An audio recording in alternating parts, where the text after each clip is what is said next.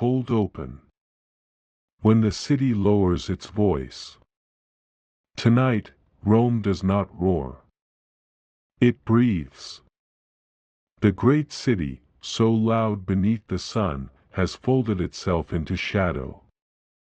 The sellers have pulled cloth over their stalls. The bronze scales are still. The voices that bargained in the forum have thinned to murmurs behind walls. Above the narrow streets, shutters lean inward, and in the upper rooms of the apartment blocks, small lamps tremble like tired stars. Somewhere, a donkey shifts its weight. Somewhere, water moves through a fountain basin. Somewhere, a cartwheel complains over stone, because even in a sleeping city, someone is always moving something from one place to another. And through this darkness, not quickly, not heroically, but steadily, walk the men whose work begins when most of Rome has stopped pretending to be awake. They are the watchmen of the city. The vigiles. Firefighters, night guards, keepers of small order in a city where one fallen lamp can become a street of flame. This is not a story of emperors tonight. Not of battles. Not of speeches carved into stone. Not of armies crossing rivers, or senators whispering in marble halls, or crowds holding their breath in an amphitheater. It is a story of footsteps in a lane. Of a hand checking a door. Of a bucket kept ready. Of a man looking up at a wooden balcony and wondering whether the lamp behind it has been safely put out. So settle in. Let the city become quiet around you. Let the noise of the day loosen its hold. Tonight, we walk with the night watch of ancient Rome. We begin after sunset, when the last orange light has left the roof tiles and the city has changed its shape. Rome by day belongs to business, argument, heat, dust, ceremony, appetite, and movement. Rome by night belongs to thresholds, doorways, corners, stairs, courtyards. The places where light stops and shadow begins. The stones still hold a little of the day's warmth. The air near a bakery wall may still remember the oven. The wooden beams inside crowded buildings settle with soft, almost private sounds. A person sleeping on an upper floor turns beneath a thin covering. A child dreams. A merchant worries. A dog lifts its head, listens, and lowers it again. And somewhere nearby, a watchman keeps walking. He does not need the night to be dramatic. In fact, if his work is done well, the night will remain almost entirely uneventful. A safe night is a quiet night. A quiet night leaves very little for history to record. That is why we are going to listen for it carefully. Not for thunder, not for alarm, but for the softer sounds beneath the famous city, the scrape of a sandal, the murmur of water, the low exchange at a doorway, the faint clink of a tool, and the long patient rhythm of people whose job is to notice what others are too tired to see. Rome has lowered its voice. The lamps grow small. The watch begins. Chapter 1. A city built close together. By day, Rome could seem endless. Temples, arches, markets, baths, workshops, alleys, courtyards, warehouses, shrines at corners, fountains with worn stone lips, and apartment blocks rising above the streets in stacked rooms of ordinary life. A person could cross from one district to another and feel that the city had no clear edge. There was always another street, another shop front, another stair, another wall warmed by sun, another doorway with someone standing in it, watching the world pass. But by night, the city became smaller. A street you crossed easily at noon could feel narrow after sunset. Walls leaned closer. Doorways deepened. The upper floors of the insulae, the apartment buildings where so many Romans lived, disappeared into darkness except where a lamp still burned behind a screen or a curtain. The danger was simple, and everyone understood it. Rome was full of fire. Not the grand fire of disaster, at least not most nights. The ordinary fire. The necessary fire. Lamps fed with oil. Cooking hearths. Braziers. Ovens. Workshops where heat had been used all day. Little flames kept close to wood, cloth, straw, oil, and crowded rooms. A city can be magnificent and fragile at the same time. The same density that made Rome alive also made it vulnerable. People lived above shops. Families slept in rooms reached by stairs. Goods were stored behind doors. Timber beams held up floors. A spark did not need to be dramatic to matter. It only needed to be ignored. Imagine, for a moment, an apartment block after dark. The lower levels are more substantial, closer to the street, closer to water, closer to escape. Above them, rooms multiply upward. Stairs climb through dim interiors. A person carrying a lamp does not simply carry light. He carries a small hazard cupped in his hand. A woman banking a cooking fire for the night is not doing something reckless. She is doing something normal, something done everywhere, every evening. And yet the normal things are exactly the things a crowded city must watch. The city's danger did not always announce itself with drama.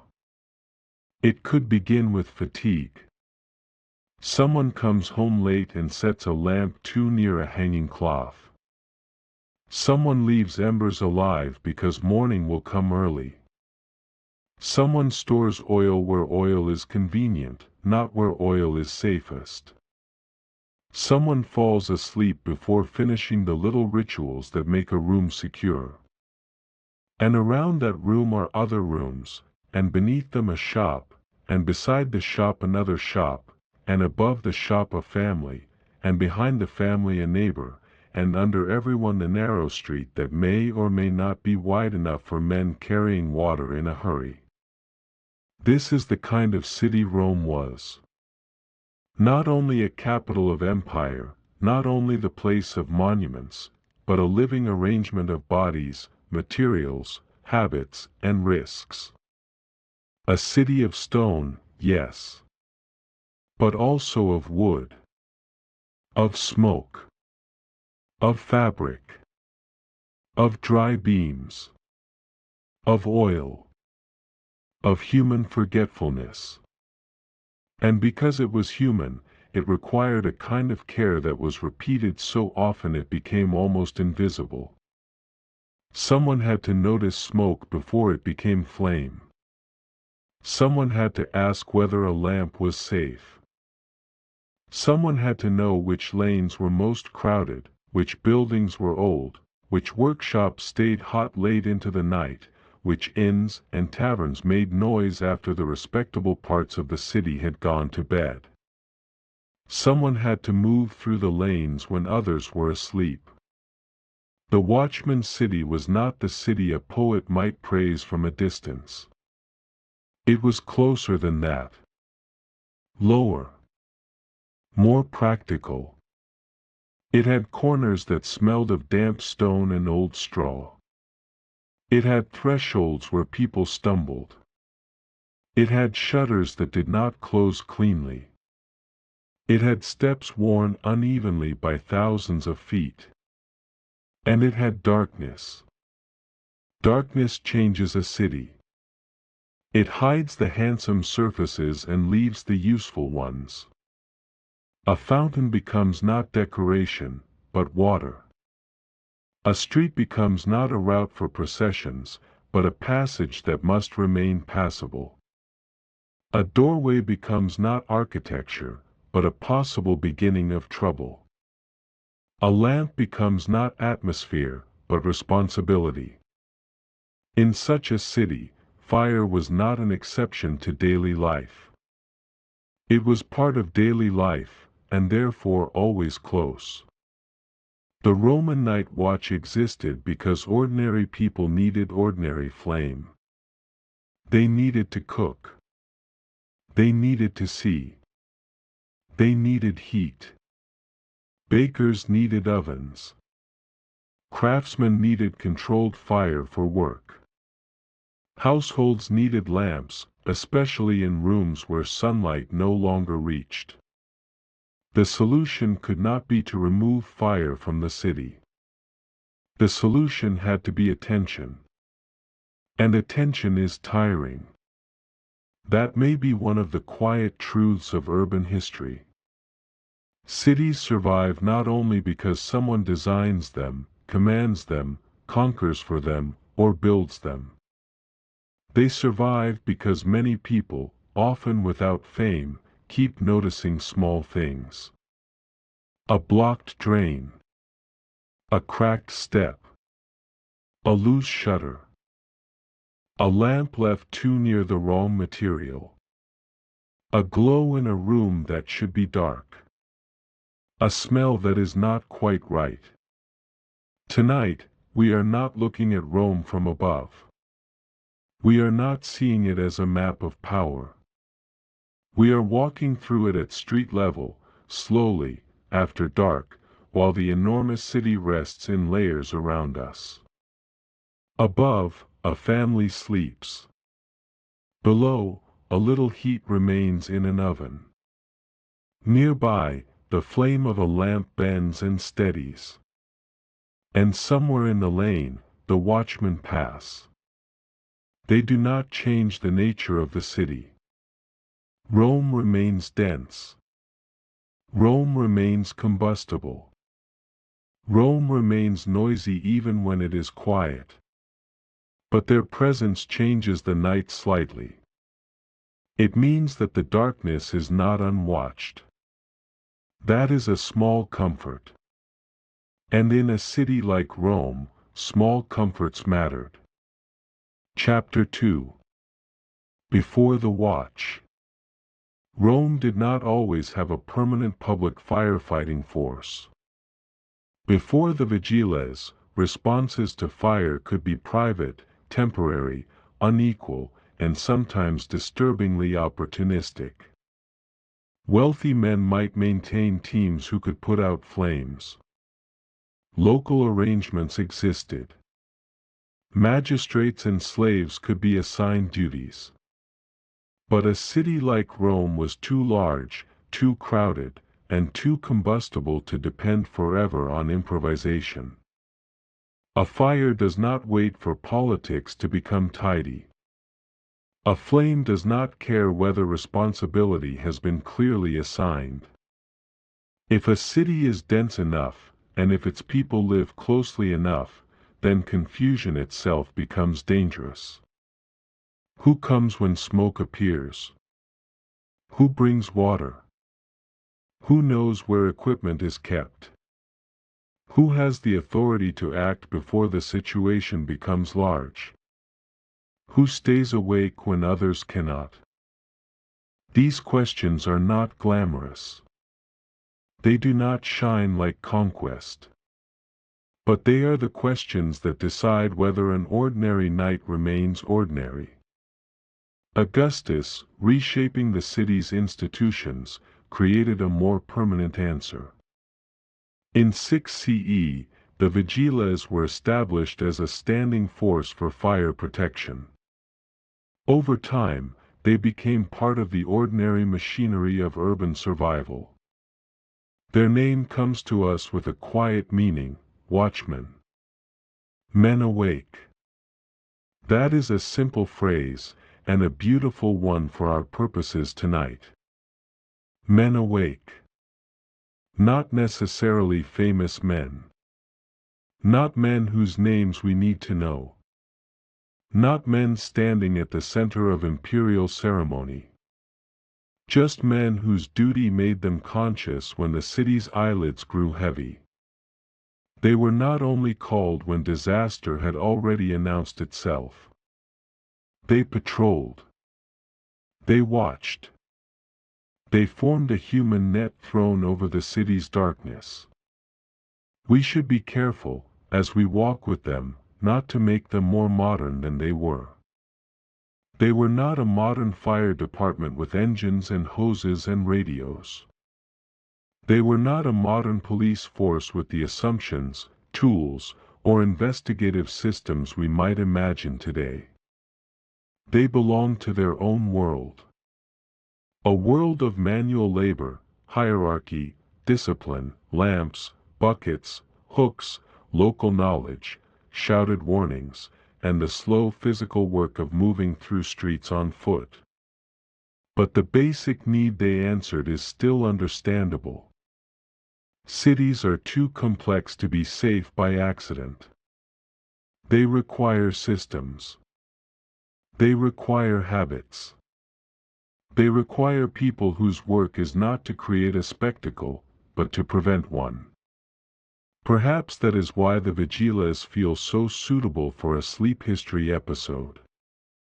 Their success, on many nights, would have looked like nothing happening. No great fire. No spreading panic. No street transformed into catastrophe. Only a round completed, a warning given, a small danger corrected, a station reached, a report passed along, a morning survived. History often leaves us the ruins of events. Burn layers. Rebuilding. Laws. Offices. Inscriptions. The aftermath of what went wrong, or what became important enough to record.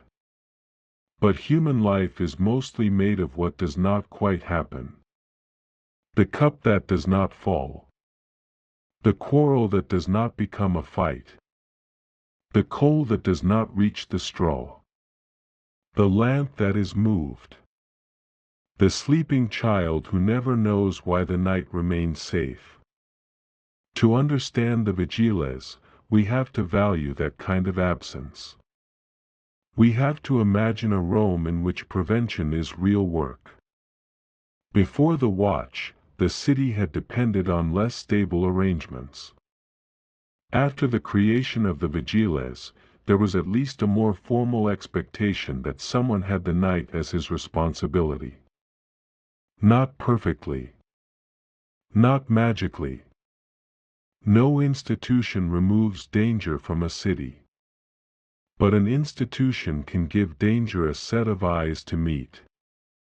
And so, sometime after dusk, while respectable doors close and last errands are finished, while the public face of Rome retreats indoors, another Rome begins to operate. A Rome of rounds. A Rome of stations. A Rome of men who know that if the night becomes exciting, something has probably gone wrong. We can imagine a watchman preparing for his shift. Not as a hero in shining armor, but as a worker preparing for work. He may adjust his clothing against the coolness that follows the day's heat. He may check the condition of a lamp. He may know which companions will walk with him. He may hear instructions, or remember them because the same risks repeat themselves night after night. He may think of the streets ahead not as scenery, but as obligations. There is the bakery that keeps heat late. There is the lodging house where voices rise after wine. There is the upper room where an old woman always keeps a lamp by the window. There is the workshop with stored materials that deserve a glance. There is the fountain where water can be drawn. There is the tight lane where men carrying equipment would have to slow. There is the building everyone knows would burn too quickly if given the chance. A city becomes personal when your duty is to protect it from its own habits. The watchman may not love Rome in the way poets love Rome. He may not describe it as eternal. He may know too much about its smells, its carelessness, its weak doors, its smoke-blackened corners. But that, too, is a form of knowledge. Maybe a more intimate one. By the time the vigiles become part of Rome's night, the city has admitted something important about itself. It has admitted that grandeur is not enough. A city can have temples and laws and armies and still need someone to check whether an ember has been left alive. And so, as the sky darkens, the watch takes shape. Not suddenly. Not with fanfare. But as part of the nightly settling of the city. One kind of labor ends. Another begins. Chapter 3. The cohorts of the night. The vigiles were organized in cohorts. Ancient sources and modern summaries describe 7 cohorts, often given as about 1,000 freedmen each, with each cohort responsible for 2 of Rome's 14 regions. It is a calm administrative fact. 7 cohorts. 14 regions. Duties divided. Streets assigned. Responsibility mapped onto a city that otherwise might feel unmappable in the dark. There is something almost soothing about the structure. Not because it made Rome perfectly safe, but because it shows the city trying to think clearly about its own risks. The darkness was too large for one group gathered in one place. The city had to be divided, known, covered. Each region of Rome had its own character, its own density, its own patterns of work and sleep. Some streets would empty earlier. Some corners would hold late traffic. Some trades would keep fire active longer than others. Some buildings would worry a watchman more than others. An organization on paper becomes real only when feet walk its boundaries. The commanders of the vigiles came from military structures, and the whole force had a discipline that made sense for dangerous public work. Yet the ordinary image we should hold tonight is not a parade ground. Hold instead a small group preparing for a round. A lamp. A cloak. The weight of tools. The knowledge of which lanes are tight, which buildings are old, which workshops bank their fires late, which taverns empty noisily, which corners collect trouble. A watchman learns a city differently from a senator. A senator knows Rome by status, property, clients, law courts, and public ceremonies. A watchman knows it by smoke, hinges, voices, smells, shortcuts, loose stones, dangerous stairs, sleeping dogs, and the habits of flame. That is the geography of the night.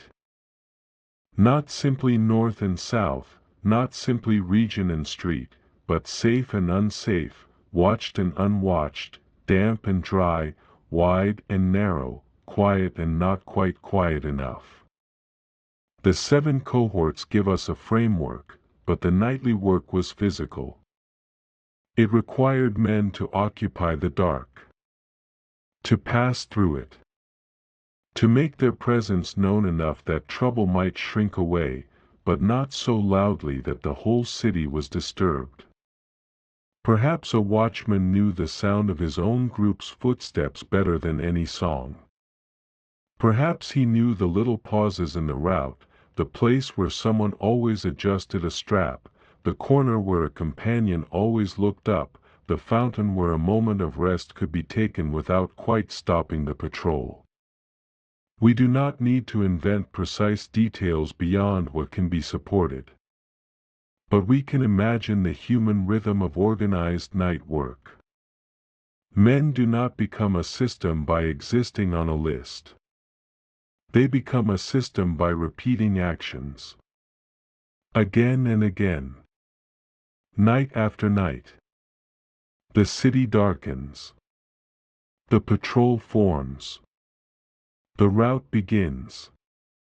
A door is checked. A glow is noticed. A warning is given. A station is passed. Another street is entered.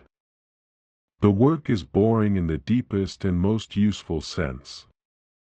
Boring because it must not depend on excitement. Boring because repetition is the point. Boring because disaster prevention is mostly made of doing familiar things before anyone applauds. For a sleep channel, that is exactly where we want to rest our attention. Not on the rare night when everything fails, but on the ordinary night when the system holds.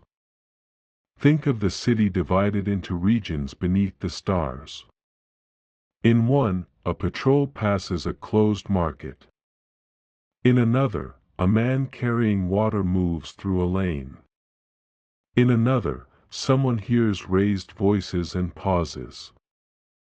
In another, a lamp is lowered. In another, the last heat of an oven is watched.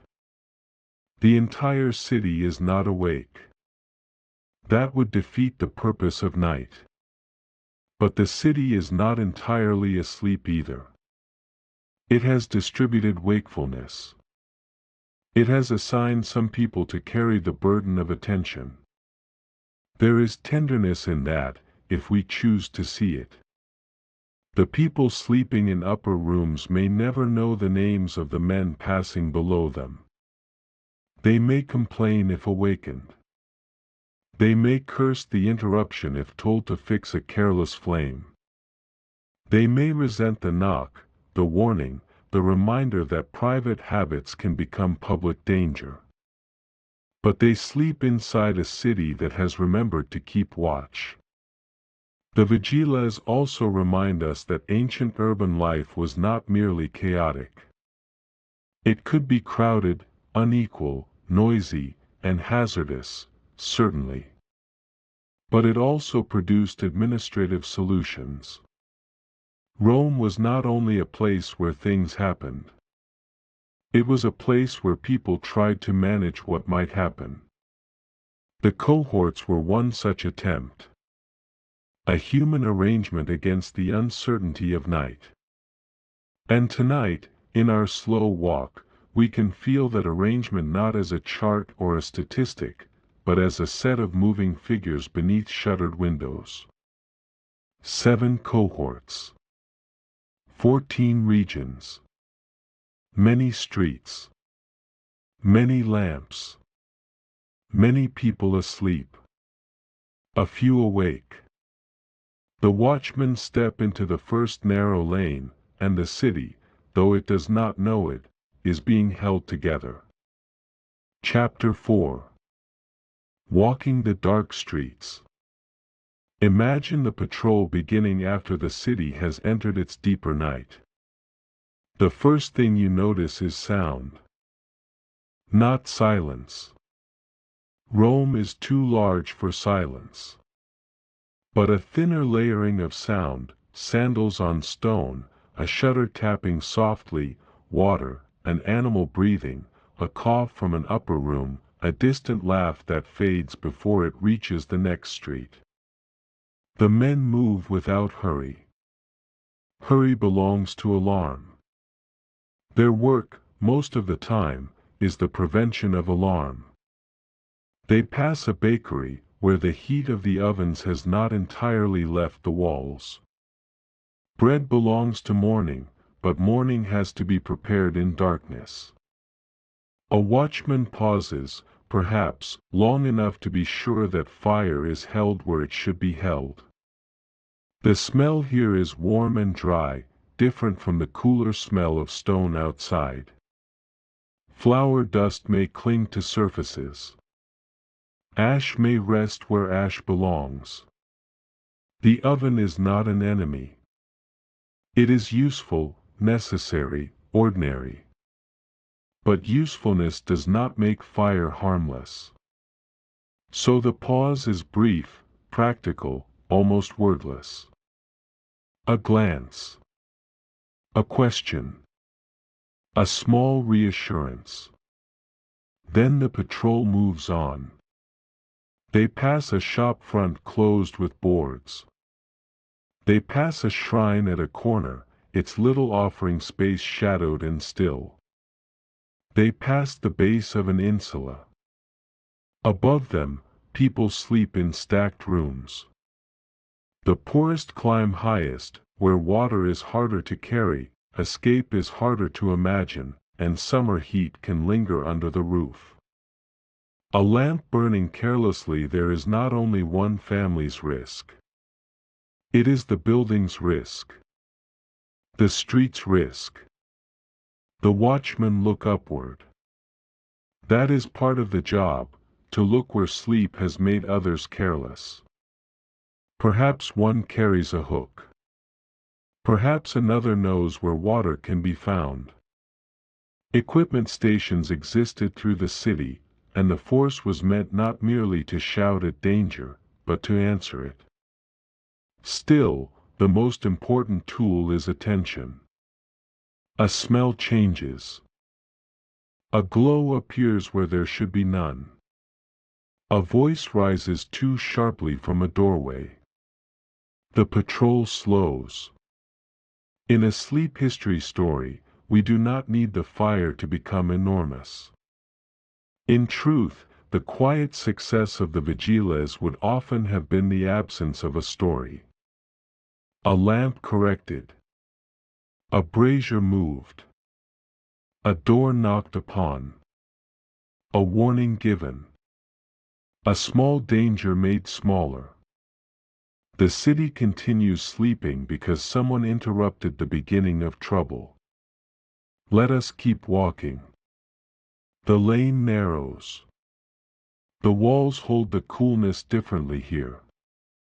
During the day, sunlight may not reach the stones for long.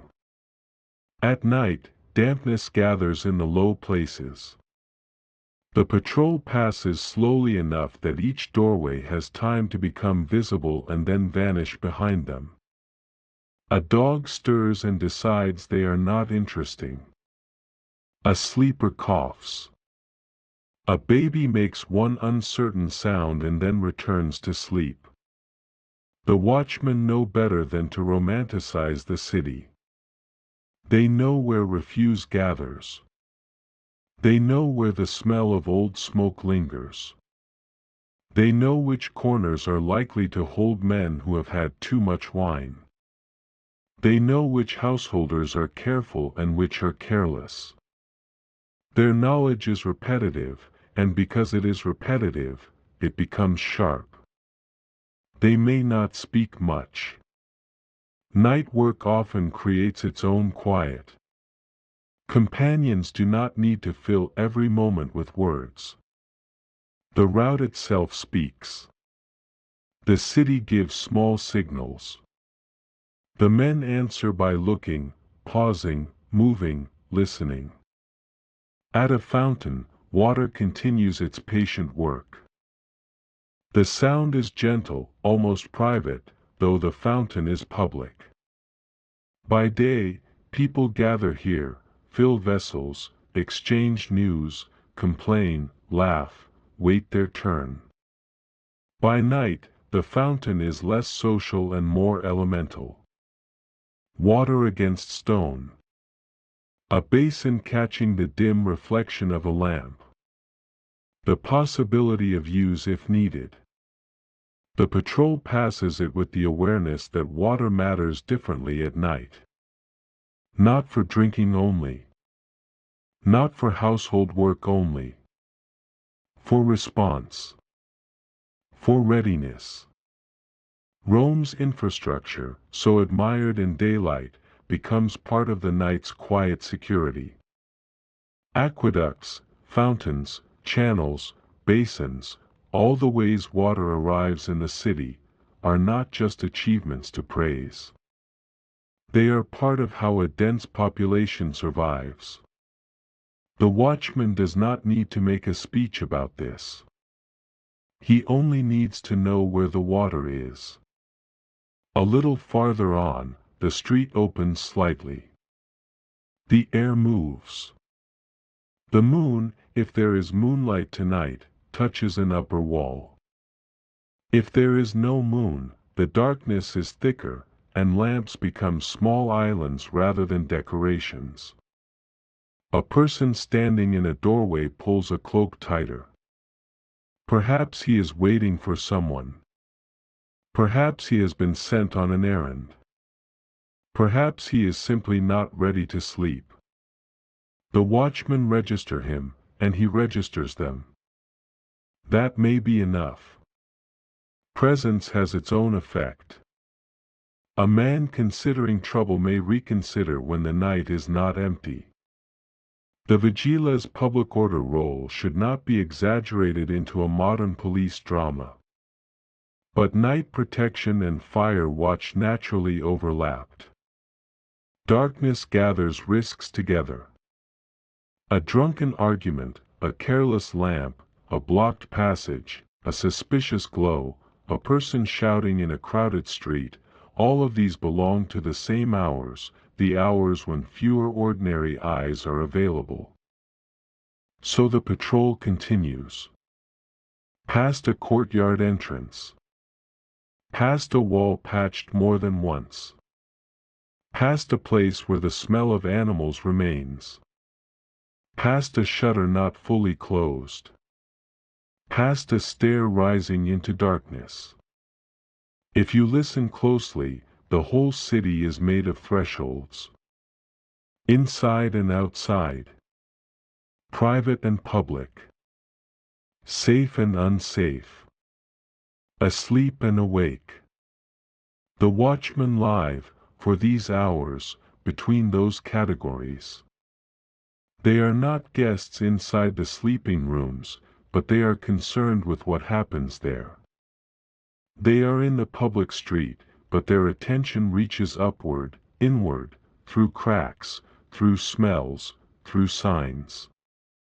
They do not need to know every household. But the city's physical closeness means that private carelessness can become public danger very quickly. That is one of the lessons of Rome at night. No one is entirely alone in a crowded city. Even sleep is communal, in a way. Your neighbor's lamp matters. Your neighbor's brazier matters. Your neighbor's storage room matters. The wall between you is not always enough to keep his risk from becoming yours.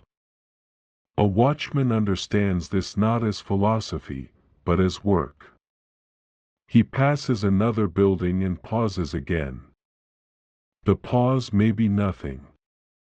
Only a smell. Only a color of light.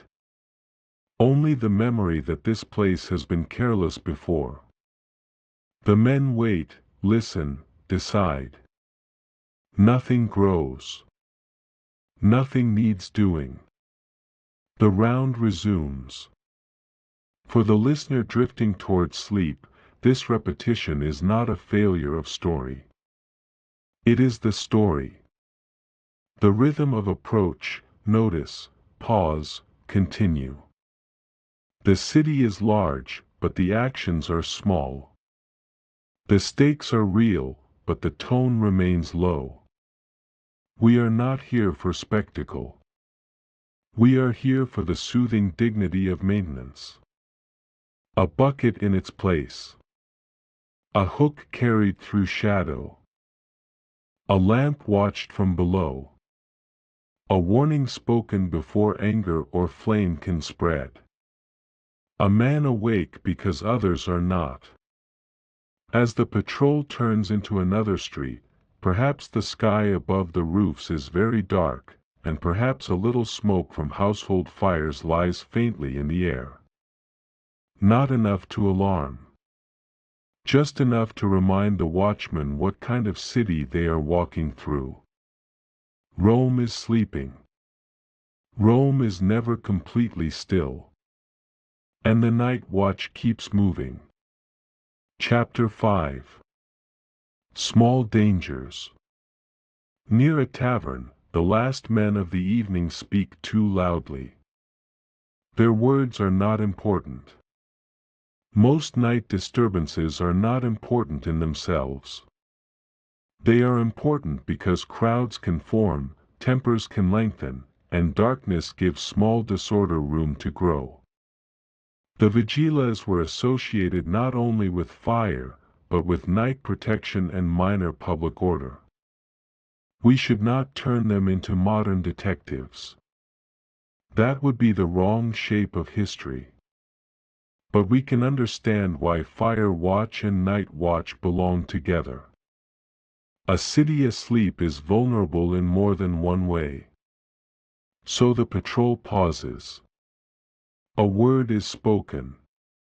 The men outside the tavern lower their voices, or move along, or complain and then move along anyway. Nothing much happens. That is the point. A little farther on, smoke gathers in the wrong place. Not a blaze. Not yet.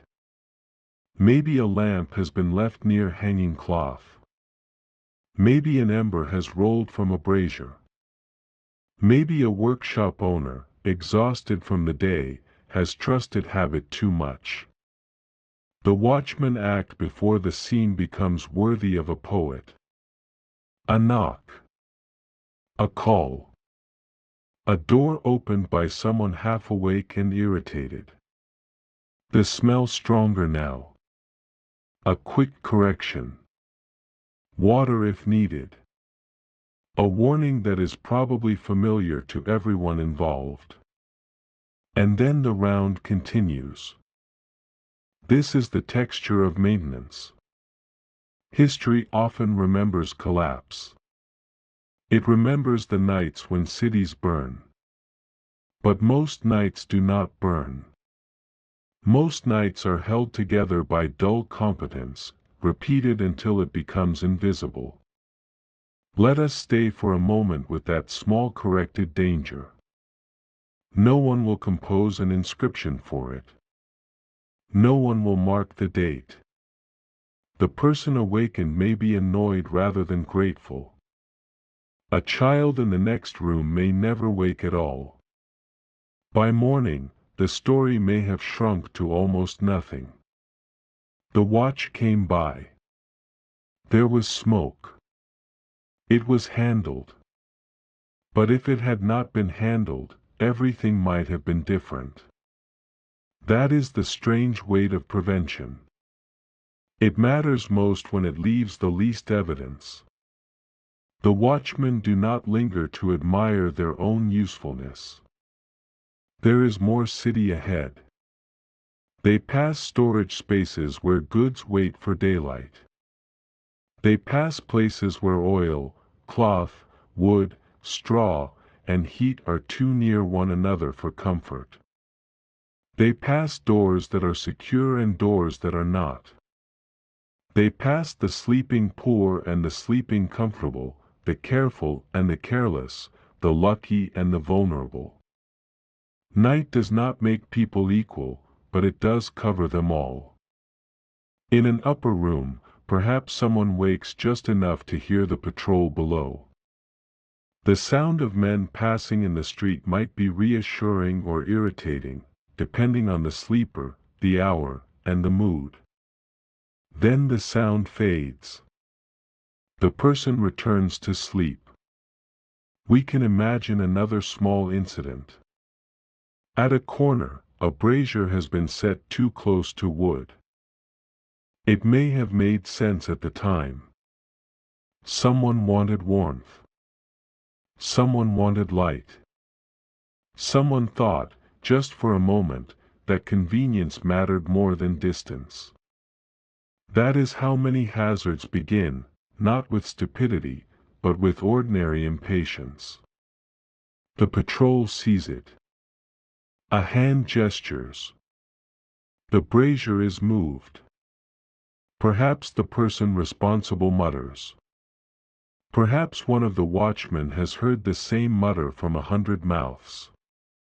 Perhaps he no longer responds unless he has to. The brazier sits now where it should have been. Again, nothing happens. Again, the night is saved from becoming interesting. This calmness is not sentimental. Ancient Rome could be harsh. Its social world was unequal. Its streets could be dangerous. Its buildings could be badly made or badly maintained. Its institutions were not designed according to modern ideals of public service. We should not soften the past until it becomes a bedtime fantasy. But neither should we imagine that only violence and grandeur are historically real. Care is real. Routine is real. Low-level competence is real. A man noticing a brazier is part of history, too. A man who keeps walking after midnight, because walking is the work, is part of history. In another lane, the patrol may find nothing at all. This is also part of the work. Empty street. Closed door. Dim lamp. No smoke. No voices. No reason to stop. The men pass through, and the emptiness remains behind them. For a listener, this can be a restful image, danger not absent, but managed, darkness not conquered, but accompanied. There is a difference between safety as certainty and safety as watchfulness. Ancient Rome did not have the first. No city does, really. But on these streets, at least in the world we are carefully reconstructing from the historical frame, there is some of the second. Watchfulness. That is the word to keep. Not panic. Not heroism. Watchfulness. The slow art of not looking away. The small dangers continue through the night. A lamp. A voice. A smell. A door. A storage room. A workshop corner. A tavern threshold. Each one is too small to carry a chapter of imperial history. Together, they are the reason the chapter can continue. The patrol moves on. Chapter 6. The hour before dawn. Toward morning, the darkness begins to loosen. Not all at once. First the black streets become gray. Then the edges of roofs return. The fountains are easier to see. The doorways lose some of their depth.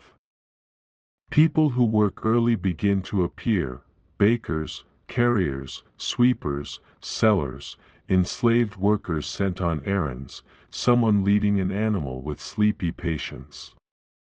The watchmen are still moving, but the city is changing hands. Night workers surrender the streets to day workers.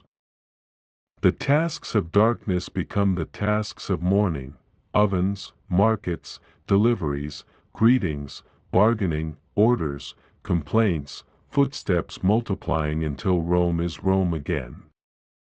A man who has been awake all night may notice dawn differently. For others, dawn is beginning.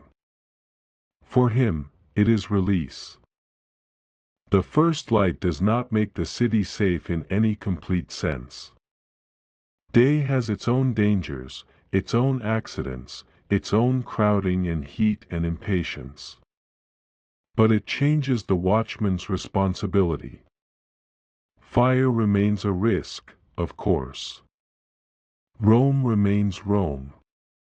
Yet the specific burden of night, the reduced visibility, the sleeping households, the empty stretches of street, the late tavern voices, the lamps left burning in quiet rooms, begins to lift. The patrol passes the bakery again, perhaps, or another like it. Now the heat belongs to work beginning, not work ending. The smell of bread strengthens. A person carrying something on his shoulder moves aside. A door that was closed is open. A voice calls softly to someone within. The same street has become a different place. That is one of the pleasures of thinking about cities across a full night. Nothing has moved very far, and yet everything has changed. A fountain at midnight and a fountain at dawn are not the same fountain in human terms. A doorway in darkness and a doorway in early light do not ask the same questions. A watchman passing a shop at night sees risk. A customer passing it later may see only trade. The city is always many cities, layered by hour. The vigiles belong especially to the layer we have been walking through, the lowered, dimmed, half-private city after sunset and before dawn. As dawn comes, that layer thins. The men who have carried wakefulness through the night may feel the ordinary heaviness of the body. Feet tired. Shoulders aware of weight. Eyes ready to stop searching. The mind still alert because habit keeps it alert, even as the need begins to fade. Perhaps they pass one final upper window where a lamp still burns faintly, now unnecessary in the growing light. Perhaps someone inside has fallen asleep beside it.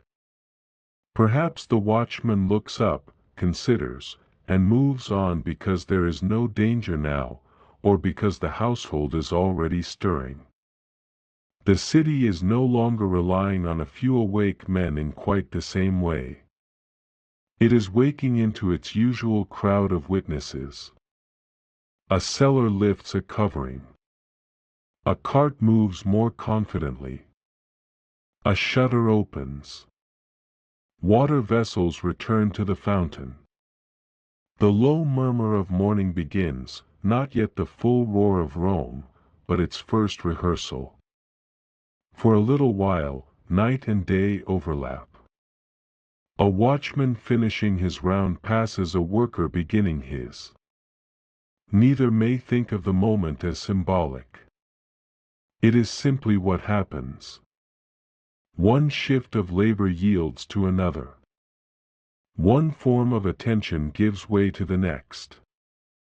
But from our distance, it is gentle to notice. The city survives by these handoffs. The baker to the buyer. The water carrier to the household. The builder to the tenant. The night watch to the morning crowd. No single person holds Rome together. That would be impossible. The city is too large, too layered, too alive. It is held together by countless partial responsibilities, many of them modest, many of them forgotten. The vigiles are one part of that web. Their night has not been dramatic. That is why it has been successful. No great fire has taken the street. No crowd has formed into violence. No lamp has been allowed to become a disaster. No story, in the loud sense, has occurred. And now the day returns to claim the city. The stones brighten. The upper windows lose their secrecy. The air shifts. A man who has watched through the dark can finally let his attention soften. For a few hours, perhaps, He will sleep while the city he guarded becomes noisy again.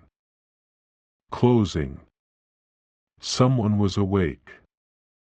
When we remember ancient Rome, we often remember stone. Columns. Roads. Amphitheaters. Aqueducts. Inscriptions. The hard things that remain. But Rome also depended on softer, quieter forms of survival. A patrol in the dark. A bucket ready. A lamp noticed. A warning given before a flame found wood. The empire had its armies and laws, its emperors and monuments. But tonight, the city has been preserved by something humbler, by men walking slowly through sleeping streets, paying attention. And maybe that is a comforting thought to carry toward sleep. That even in a vast and restless city, not everything depended on noise or power. Some things depended on watchfulness. On small duties. On someone staying awake, so others could rest. As we leave the patrol, imagine Rome from above once more, but softly now. Not as a map of conquest. Not as the capital of an empire. Only as a sleeping city. Roofs close together. Courtyards dark. Fountains murmuring. Lamps burning low. A bakery beginning to warm the morning. A tavern finally quiet. A stairway still shadowed. A child asleep in an upper room. A watchman turning toward the end of his round. The night has contained many possible stories. Most of them did not happen. The lamp did not fall. The brazier was moved. The raised voices faded. The smoke was noticed. The lane remained only a lane. This is not nothing. It is the quiet success on which ordinary life depends. So let the famous city become small enough to rest in your mind. One street. One lamp. One slow footstep after another. The watchmen pass beneath the windows. Their figures fade into the gray before dawn.